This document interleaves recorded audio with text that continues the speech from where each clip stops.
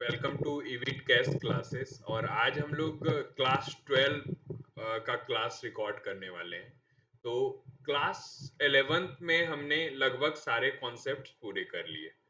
अब आज से हम लोग क्लास 12 को शुरू करने वाले हैं।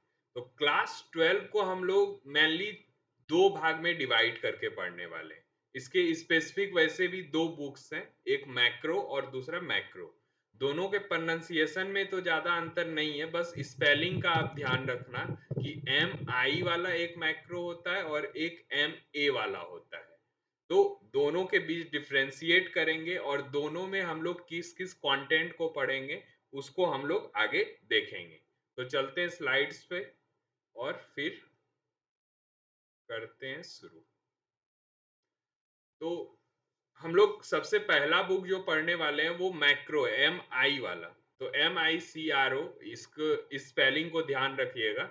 इस पूरे चैप्टर को हम लोग तीन भागों में पढ़ेंगे। पहला है इंट्रोडक्शन, दूसरा है मैक्रो और मैक्रो के बीच में क्या अंतर है, क्यों हमें डिवाइड करके पढ़ना पड़ रहा है, उसके बीच में क्या अंतर है स्पेसिफिक, और अगर हम किसी बड़े भाग को पढ़ना चाहते हैं तो उसे डिवाइड करके पढ़ना ज्यादा आसान रहता है। तो इसके लिए इकोनॉमिक्स को दो ब्रॉडली कॉन्सेप्ट में बांटा गया है, एक मैक्रो और दूसरा मैक्रो। तो इकोनॉमिकल क्राइसिस के बारे में, ये तीन स्पेसिफिक पॉइंट्स के बारे में हम लोग इस चैप्टर में पढ़ेंगे। चलते हैं नेक्स्ट स्लाइड में। पहले समझते हैं कि इकोनॉमी है क्या। तो इकोनॉमी की जब मैं बात करता हूं तो suppose there are only two people in an area. मान लीजिए कि कोई दो आदमी किसी स्पेसिफिक एरिया में रहता है, किसी फैक्ट्री में। मिस्टर ए है, factory sell goods to customer ए।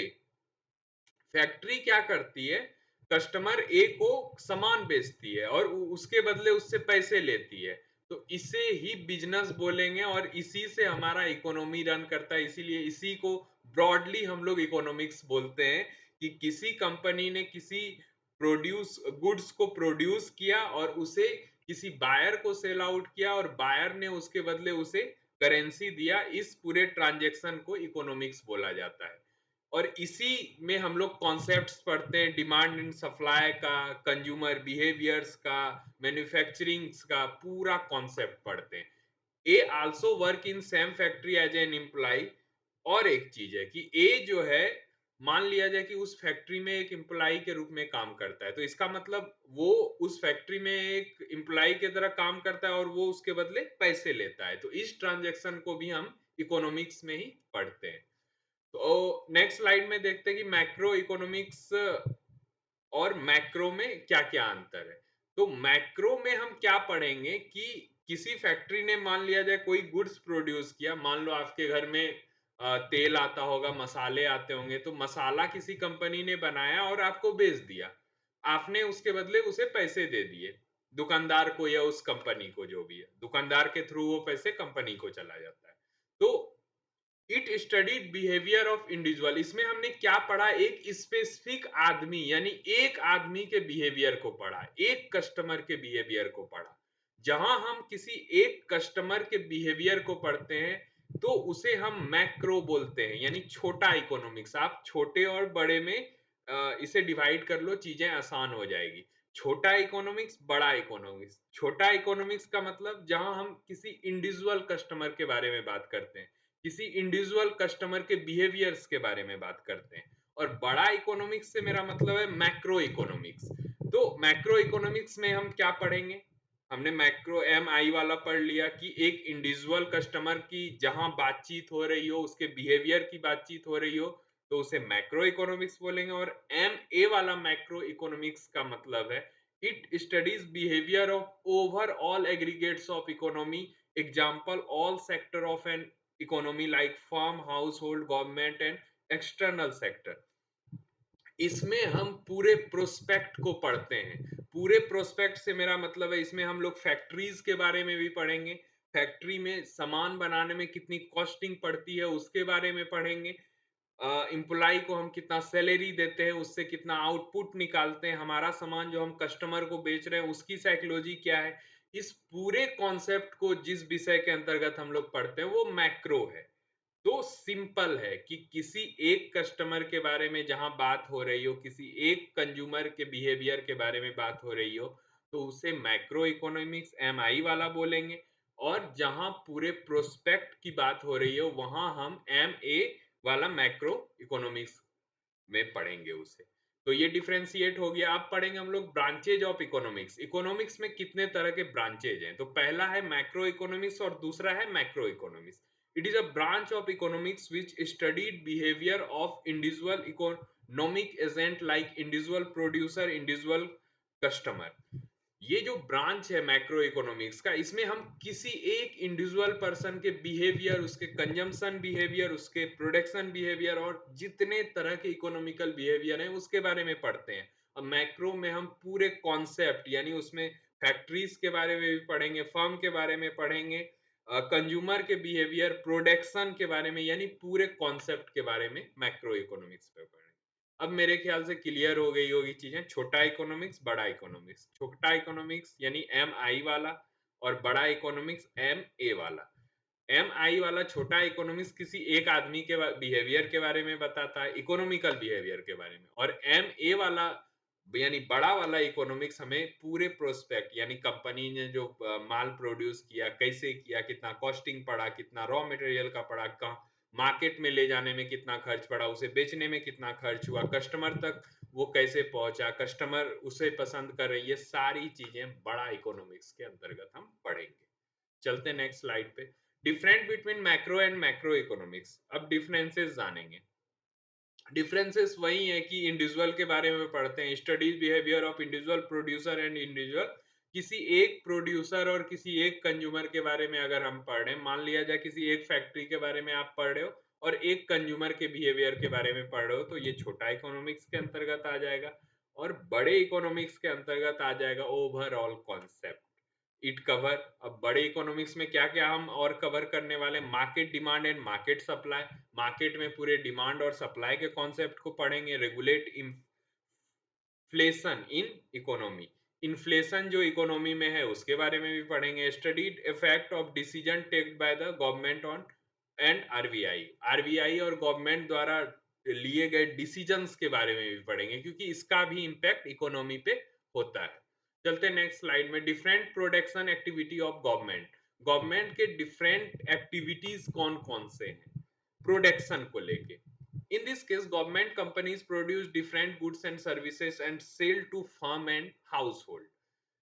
इस केस में गवर्नमेंट कंपनी जो है प्रोड्यूस करती है अलग अलग तरह के गुड्स यानी सामान को, और सर्विसेज यानी सेवाओं को, और उसे बेचती है किसे? कंपनीज को और हाउस होल्ड यानी लोगों को। जैसे एग्जांपल आप ले लो कि बीएसएनएल। बीएसएनएल एक स्टार्टअप था। सबसे पहले जो इस देश में नेटवर्क सर्विस की शुरुआत हुई थी वो किसके तहत हुई थी? बीएसएनएल। जिस किसी ने शुरू शुरू में फोन यूज किया होगा उन्हें पता होगा कि उस समय एक ही नेटवर्क होता था हमारा, बीएसएनएल, भारतीय संचार निगम लिमिटेड। तो इसके तहत गवर्नमेंट आपको क्या बेच रही थी? गवर्नमेंट आपको सर्विसेज बेच रही थी, आप उसके बदले उसे पे कर रहे थे। Different sector of economy. अलग अलग सेक्टर्स कौन से हैं इकोनॉमी के? तो गवर्नमेंट में सेंट्रल गवर्नमेंट, स्टेट गवर्नमेंट और गवर्नमेंट कंपनियां आ जाती है, जिसमें हाउस होल्ड, फर्म और एक्सटर्नल सेक्टर भी आते हैं। नेक्स्ट स्लाइड पे। Government purchase goods from firm and house hold for these welfare activity.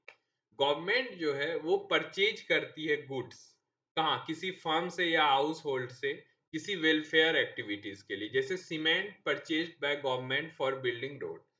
वो क्या करती है? सीमेंट किसी प्राइवेट प्लेयर से खरीदती है। गवर्नमेंट सीमेंट तो खुद मैन्युफैक्चर करती नहीं है, कोई प्राइवेट कंपनी सीमेंट को मैन्युफैक्चर करती है। लेकिन जब गवर्नमेंट को रोड्स बनाना होता है, चीजों को डेवलप करना होता है, तो वो उस प्राइवेट कंपनी से सीमेंट्स खरीदती है। तो इस तरह के कई सारे गुड्स हैं जो गवर्नमेंट प्राइवेट कंपनियां से खरीदती है। Many employees also work in government department. बहुत सारे लोग हैं जो गवर्नमेंट डिपार्टमेंट में काम करते हैं। वो गवर्नमेंट के लिए काम करते हैं, गवर्नमेंट उसको काम के बदले कुछ पैसे देती है। एग्जाम्पल 2 में पढ़ेंगे production activities of government. Government के प्रोडक्शन एक्टिविटीज क्या है? Goods company will provide heavy machinery to private sector factory. बहुत ऐसे भी एग्जाम्पल हैं कि गवर्नमेंट सेक्टर उस सामान को बनाती है और प्राइवेट सेक्टर को बेचती है। जैसे भेल एक एग्जाम्पल है। भेल क्या करती है? कैपिटल गुड्स की कंपनी है, यानी कि फैक्ट्रियों में यूज होने वाले जो मशीन्स होते हैं उसको बनाती है। तो जब भी प्राइवेट कंपनी को उस मशीन की जरूरत होती है तो वो उससे खरीद लेती है। तो यानी दोनों एग्जांपल्स को हमने देखा कि बहुत सारे प्राइवेट कंपनी ऐसे चीजें बनाती है जो गवर्नमेंट के काम में आती है, और बहुत सारी गवर्नमेंट कंपनियां ऐसी चीज बनाती है जो प्राइवेट सेक्टर के काम आती है। Goods received from external sector, हम लोग बाहर से भी गुड्स मंगाते हैं। जैसे इंपोर्टेड वर्ड सुना होगा आपने। ये इंपोर्टेड कार है, ये इंपोर्टेड टाइल्स है, ये इंपोर्टेड मार्बल है, ये इंपोर्टेड फोन है। इंपोर्टेड का मतलब क्या होता है? जब भी वैसी वस्तु जो हमारे देश में नहीं बनती है हम बाहर से मंगवाते हैं उसे इंपोर्टेड बोल दिया जाता है। तो ऐसी बहुत सारी चीजें हैं जो किसी दूसरे देश में बनती है और हम खरीद कर लाते हैं यहाँ, तो उसे इंपोर्टेड बोला जाता है। या तो हम खरीद के लाते हैं या कोई कंपनी उसे यहाँ खरीद कर लाकर और कस्टमर्स को बेचती है। तो ये दोनों टर्म में हम वैसी वस्तुओं को यूज करते हैं।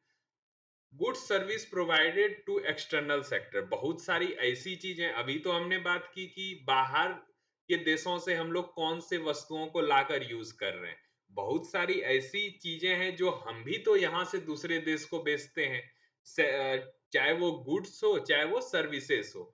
जैसे यहाँ पर एग्जांपल मैंने दिया प्रियंका चोपड़ा को। तो प्रियंका चोपड़ा पहले बॉलीवुड में काम करती थी, लेकिन वो फिर हॉलीवुड चले गई, यानी वो अब काम कर रही है हॉलीवुड फिल्मों में। लेकिन वो पैसे डॉलर में जब कमाती है तो उसका कुछ इन्वेस्टमेंट यहाँ आता है। तो इस तरह से हम लोग कुछ सर्विसेज भी प्रोवाइड करते हैं जिसके बदले हम पैसे पाते हैं। Good service provided to external sector, Tata Motors का एक एग्जांपल है इसमें। जगवार और लैंड रोवर के बारे में आप लोगों ने सुना होगा, वो टाटा ने ही एक्वायर किया है रिसेंटली। तो good service provide to external sector, यानी वैसे गुड्स और सर्विसेज जो प्रोवाइड करते हैं हम लोग एक्सटर्नल सेक्टर को, बनाते हैं टाटा का है हमारा लेकिन बेचते हैं पूरे वर्ल्ड में। Sale of goods and services from firm to household, बहुत ऐसा एग्जांपल है कि हम लोग वैसा गुड्स और सर्विस जो है फार्म से लेते हैं और हाउस होल्ड में बेच देते हैं। जैसे कोई दुकानदार तेल बेच रहा है, मसाले बेच रहा है, आटा बेच रहा है, चावल बेच रहा है, तो उसका काम क्या है? उसका काम यही है कि जहां वो मैन्युफैक्चर हो रहा है उससे ले रहा है और वो कस्टमर को बेच दे रहा है। तो फैक्ट्री से चीजें आई, दुकान में रखाई और वो फिर कस्टमर के पास चली गई। An advocate firm gives consultancy, अब मान लो कि सर्विसेज की अगर बात करें तो आप किसी एडवोकेट से सलाह लेने जाते हो तो वो उसके बदले पैसे चार्ज करता है। तो इस तरह से भी स्किलफुल काम में भी इसी तरह का ट्रांजैक्शन होता है। एक तो आप सामान के बदले पैसे देते हो, एक तो सर्विसेज के बदले पैसे देते हो। Investment received from external services, अब हम लोग इन्वेस्टमेंट भी तो पाते हैं एक्सटर्नल सर्विसेज के द्वारा। जैसे US venture capitalist give funding to Indian startup, अब यूएस वेंचर कैपिटलिस्ट जो है वो फंडिंग करता है इंडियन स्टार्टअप को। इसका मतलब कोई यूएस में बैठा आदमी को अगर इंडिया में कोई बिजनेस अच्छा लग रहा है तो वो उसमें इन्वेस्टमेंट करता है। तो इस तरह के इन्वेस्टमेंट को हम लोग क्या बोलेंगे? Investment received from external sector, क्योंकि वो किसी दूसरे देश से आया है। टाइप्स ऑफ इकोनॉमी, अब इकोनॉमिक्स के टाइप्स को पढ़ लेते हैं हम लोग। जब आपको याद होगा स्वतंत्रता के बाद जब हम लोग इकोनॉमिक्स की बात कर रहे थे तो उस समय पहला क्वेश्चन था कि हम किस तरह की इकोनॉमी को चुनेंगे, यानी हम जो आगे के लिए प्लान्स बनाएंगे वो किस तरह का स्ट्रक्चर, क्योंकि उस समय सोशलिस्ट और कैपिटलिस्ट दोनों तरह के स्ट्रक्चर वर्ल्ड वाइड थे। हमने कौन सा चुना? हमने दोनों को मिक्स कर दिया कि कुछ चीजें सोसाइटी को ध्यान में रखकर की जाएंगी और कुछ चीजें कैपिटल को ध्यान में रख के की जाएंगी। Here production activities are carried out by the government companies, यहाँ पे जो है जो प्रोडक्शन एक्टिविटी है वो कैरिड आउट किया जाता है गवर्नमेंट कंपनी द्वारा सोशलिस्ट इकोनॉमी में। लेकिन कैपिटलिस्ट इकोनॉमी में क्या होता है? प्राइवेट सेक्टर तय करती है। सोशलिस्ट इकोनॉमी में हम लोग एक्टिविटी कैरिड, सारी चीजें गवर्नमेंट द्वारा की जाएंगी। कैपिटलिस्ट में यहाँ प्रोडक्शन एक्टिविटीज को कैपिटलिस्ट इंटरप्राइजेस यानी कि उद्योगपति चलाएंगे। यानी एक में पूरा का पूरा जो डिसीजन मेकिंग होगा वो गवर्नमेंट का होगा और एक में पूरा का पूरा डिसीजन मेकिंग उद्योगपतियों का होगा। तो ये सोशलिस्ट और कैपिटलिस्ट इकोनॉमी का एग्जाम्पल है। अब यहाँ पे नॉर्थ कोरिया और यूएसए को दिखाया गया, ट्रम्प और ये इनका जो भी नाम है, मेरे दिमाग में अभी शायद नहीं पता है, मुझे याद नहीं आ रहा है वो। तो सोशलिस्ट इकोनॉमी हमारा नॉर्थ कोरिया में है, जहां सारी चीजें कौन तय करता है, गवर्नमेंट तय करता है। यूएसए में कैपिटलिस्ट इकोनॉमिक का स्ट्रक्चर है, जहां सारी चीजें कौन तय करता है, वहां उद्योगपति तय करते हैं कि क्या बनाया जाए, what to produce, how to produce, कैसे बनाया जाए, for whom whom to produce, किसके लिए बनाया जाए। और ये पूरा कॉन्सेप्ट जो उद्योगपति काम करते हैं तो वो डिमांड और सप्लाई कॉन्सेप्ट पे काम करते हैं, और जहां गवर्नमेंट करती है वहां सोसाइटी को ध्यान में रखकर, सेंटर का उनका जो गवर्नमेंट रिलेटेड चीज होता है उसको ध्यान में रखकर चीजें की जाती है। तो ये दो स्ट्रक्चर इस तरह से चलता है। अब आते हैं हम लोग, दो टॉपिक हम लोगों ने पढ़ लिया, तो अब है इकोनॉमिक डिप्रेशन। तो जब इकोनॉमी कोई रन करती है तो बीच बीच में बहुत सारे ऐसे फैक्टर आते हैं जो पूरे के पूरे इकोनॉमी को रोक देता है। इकोनॉमी का रुकने का मतलब क्या है? उस समय जो है लोगों का आना जाना कहीं बंद हो जाता है, जब आए जाएंगे नहीं, जान पर बन आएगी, तो खाना या लग्जरियस गुड्स खरीदेंगे या अपना जान बचाएंगे। तो उस समय प्राइमरी चीज जो है मार्केटिंग नहीं रह जाता है। उस समय मार्केट सिर्फ जरूरत भर चीजों से लोग काम चलाते हैं, क्योंकि उस समय ऐसा कुछ क्राइसिस आ जाता है। वैसे क्राइसिस का एग्जांपल क्या है? आपने एक डिप्रेशन देखा था 1929 से 1939 तक, उस समय का फूड का क्राइसिस था। तो वो एक था, तो वहां आप कैसे एक्सपेक्ट करते हो कि कोई किसी चीज की खरीदारी करेगा, जबकि बेसिक नीड्स का वहां प्रॉब्लम है। फाइनेंशियल क्राइसिस 2008, इसमें क्या होता है, लोगों के पास पैसे ही नहीं होंगे या चीजें काफी महंगी हो जाएगी। जब चीजें काफी महंगी हो जाएगी या लोगों के पास पैसे नहीं होंगे, तो इस तरह का ट्रांजैक्शन कैसे होगा? ना तो वो उस सामान को लेने में काबिल होंगे, और कभी कभी सामान ही इतना महंगा हो जाएगी कि सामान वाला अगर बेचना भी चाहे तो वो लोगों को नहीं बेच सकता, क्योंकि लोगों के पास पैसे ही नहीं है। और अभी रिसेंटली हमने देखा 2020 में कोविड का क्राइसिस, जिसके कारण पूरा का पूरा ट्रांसपोर्टेशन ही रुक गया था। जब ट्रांसपोर्टेशन रुक गया था तो गुड्स एक जगह से दूसरे जगह जाएंगे कैसे? और जब जाएंगे नहीं तो कस्टमर तक पहुंचेंगे नहीं, और कस्टमर्स भी घर से बाहर नहीं निकल सकते थे। इसके लिए वो ट्रांजैक्शन काफी कम हो गया था, इससे इकोनॉमी को काफी इफेक्ट पड़ा। अब काउजेज पढ़ेंगे कि ग्रेट डिप्रेशन 1929 में जो हुआ था उसके काउजेज क्या क्या थे। तो लो डिमांड ऑफ प्रोडक्ट, प्रोडक्ट के डिमांड्स काफी लो हो गए थे। लो आउटपुट लेस, इसके लिए क्या होता था, जब डिमांड ही नहीं रहेगा तो कंपनी सामान बनाएगी क्यों? पीपल कट एक्सपेंसेस, पीपल उस समय क्या करने लगे, एक्सपेंसेस को कट करने लगे, यानी अपने खर्च को घटाने लगे, क्योंकि जॉब्स नहीं था। जब जॉब नहीं होगा तो मनी नहीं होगा, मनी नहीं होगा तो फूड नहीं होगा। यानी सारा कुछ शुरू होता है अवेबिलिटी से। जब आपके पास, किसी एक के पास अनाज है, किसी एक के पास पैसा है, जब दोनों मिलेंगे तभी तो इकोनॉमी रन करेगा। लेकिन सोचो कि एक के पास पैसे हैं ही नहीं, तो वो अनाज खरीदेगा कैसे, और अनाज वाला उसे फ्री में बेचेगा नहीं। तो इस तरह से सोसाइटी में जब तक पैसा नहीं आएगा तो ये रोटेशन नहीं होगा और हमारी इकोनॉमी नहीं चल सकती।